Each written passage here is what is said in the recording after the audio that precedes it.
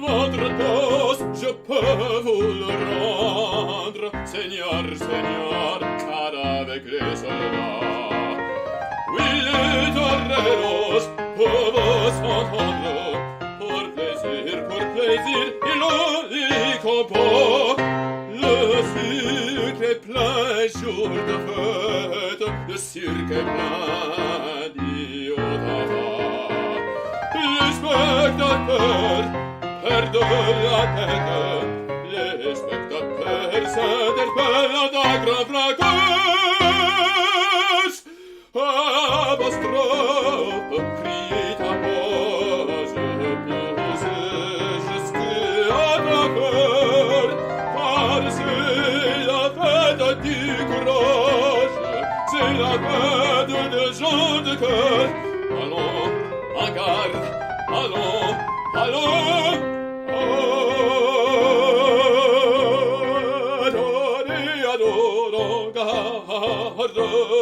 Toreador, garde, Toreador.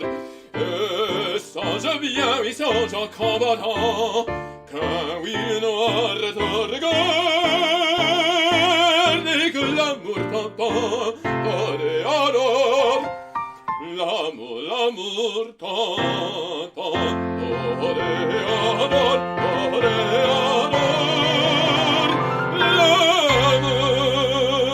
Toreador.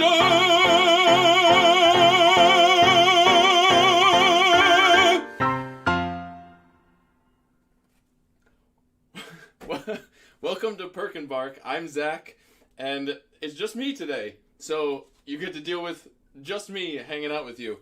Really what we're going to look at is one page of very, very famous music today. And that's what you just heard. Well, you heard what happens before, and then you hear the very, very famous page of music. The Toreador Song from Carmen. It's one of those things that whether or not you know opera, you know. You've heard it. You know it.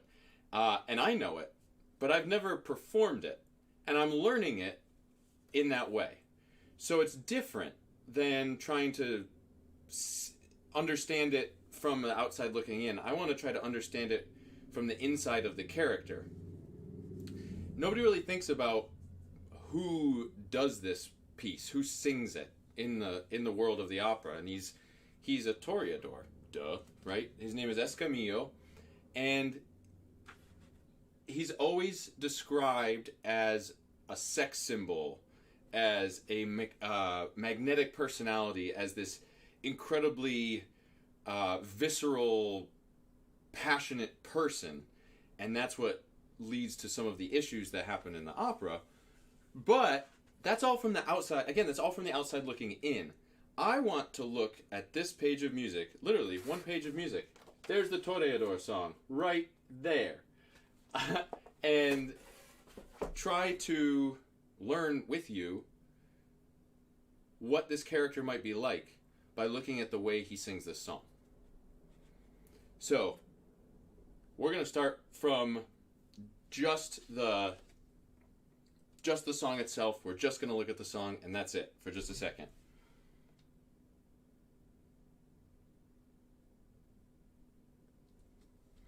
So here we go. Allons, à garde, allons, allons, Toreador, à garde, Toreador, Toreador.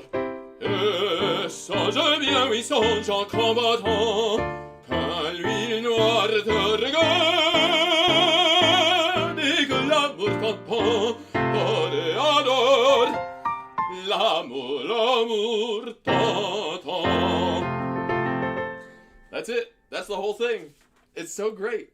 And what he's basically saying is, Toreador, stay on guard. And keep in mind that a dark eye is watching you. And in the world of the opera, he's definitely referring to Carmen herself and the women who are his admirers.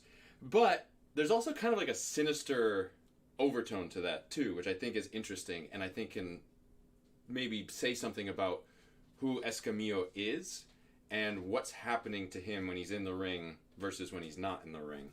And then he says, and love awaits you, Toreador, l'amour t'entend.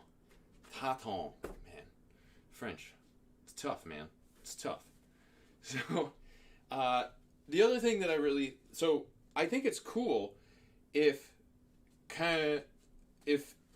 when he says the dark eye looks at you, to have sort of a welling of emotion rather than have it just be really presentational.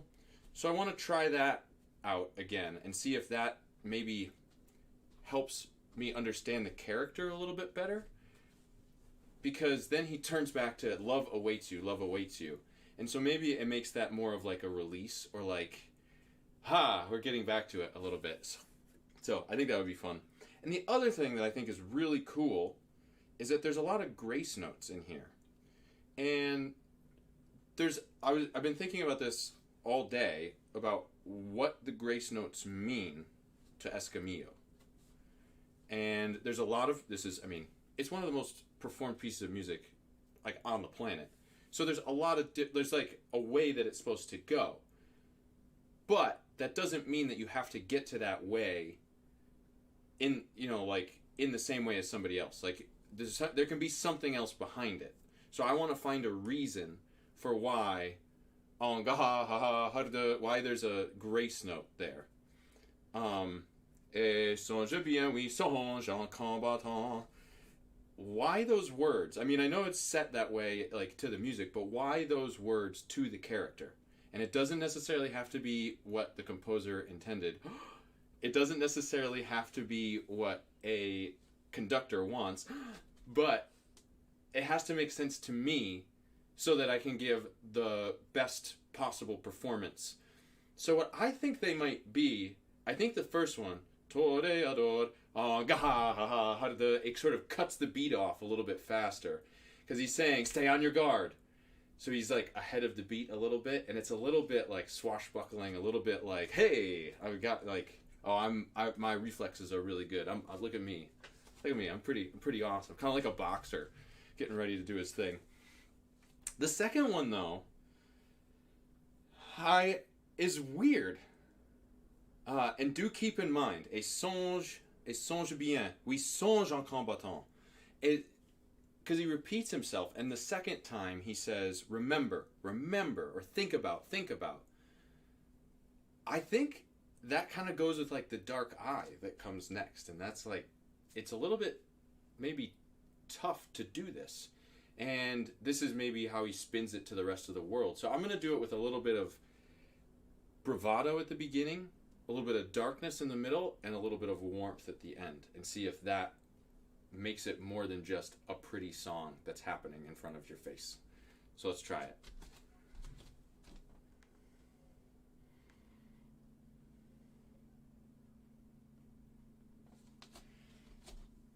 Once more. Allô, à garde, allô, allô,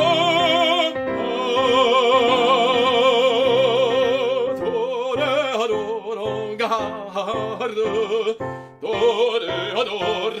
Toreador, et songe bien, oui, songe en combattant, qu'un huile noir te regarde, et que l'amour t'entend, Toreador. L'amour t'entend. Already, that's way more fun for me to sing than just like, oh, this is this really famous song that was especially made famous by being sung on Sesame Street for the letter L. If anybody knows that, that's actually probably the first way that I ever heard this tune. But anyway, so yeah, I wanted to try it a couple of other ways. So I'm starting to feel more about this character, and like, all right, so he's a really passionate dude, and maybe like because he knows his life is short. I mean, he's a Toreador. Chances are he's gonna get gored. There's something that's gonna happen to him. So I kind of get this like going for it thing, but also there's a fear behind it too. Like he lives with the fear. He lives with the bull all the time. And I'm liking that, but I want to try to have that come out in a different way. Maybe he's a magnetic personality because he's a little bit dangerous and brooding and maybe even off-putting slightly. So I want to try it that way and just make completely different decisions about how to make the things on the page go. So instead of being like the Fonz, I'm going to try to do more of like, I don't know, some sort of like tortured genius guy. Let's do the James Dean kind of thing. So like he's magnetic, but on the inside he's not so happy about it.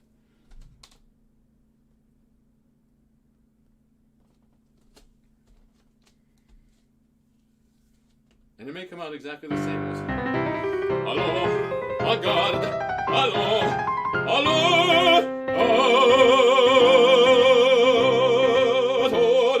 Toreador, garde, Toreador, Toreador, et songe bien, oui, songe en combattant, qu'un huile noire que regarde, et que l'amour t'entend, Toreador, l'amour t'entend. That felt different to me. I kind of really liked that, actually. Like, I knew, like, he was thinking about the same things, but his personality was coming from a different place. Instead of, like, being self-conscious of the fact that he is who he is. He's, like, who he is in spite of what's inside. And I think that's, I don't know, I think that's the sort of stuff that, as a singer, we can bring to the table no matter what we're doing. I mean, because coaches, teachers, conductors, other colleagues often will say things like, this is how it goes. They're like, this is what's expected, or this is the practice, which is cool. That's awesome. I mean, this is partly why we do this, is to keep these wonderful, wonderful things alive, because quite frankly, there aren't that many people who can do this and who care enough about this to do it. But that doesn't mean it has to be the same each time either. It doesn't mean that it doesn't mean that my recording of the Toreador Song has to be the same and has to come from the same place as somebody else's. And I think that that's one of the really, really cool things about this music, and what makes it really fun to listen to pieces and to realize who is a great artist, is the fact that they can make the same thing sound brand new again. And I think that takes a lot of time and a lot of patience and a lot of effort. And I really wanted to just show you like how much can go into it by quite literally. I started to sing there, and I stopped singing there, and that's it. That's it. One page of music, and that's sort of in a nutshell the way that I like to think about going about these things, especially the ones that are super, super famous. What's a little bit below the surface? What's something that's maybe not quite what people expect? So, short edition of Perkenbark today, but I hope that you enjoyed, and I hope that you enjoy hearing the whole Toreador Song next weekend when we do our party. It's going to be a fun time. So thank you all for joining in. Thank you all for sharing the show and for inviting others to join in. We always love it when there's more people in the conversation. I'm going to take a quick look at comments, because I see Rachel over here sitting and laughing at some of the things that are being said. Oh my God, Jenny from the Bayou, you're absolutely right. This guy is Elvis. He's Elvis of the 19th century in Spain. Totally. And actually, he could probably pull off the hair too. Wow, that might, if I can get it long enough by next weekend, that might make an appearance in our party. It's so good though. Oh man. So, I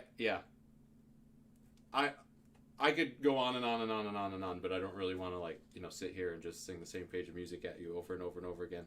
I'm probably going to do that after we get off the air, but But yeah, thanks for joining into this practice session as we quite literally take the bull by the horns. So we'll see you next week.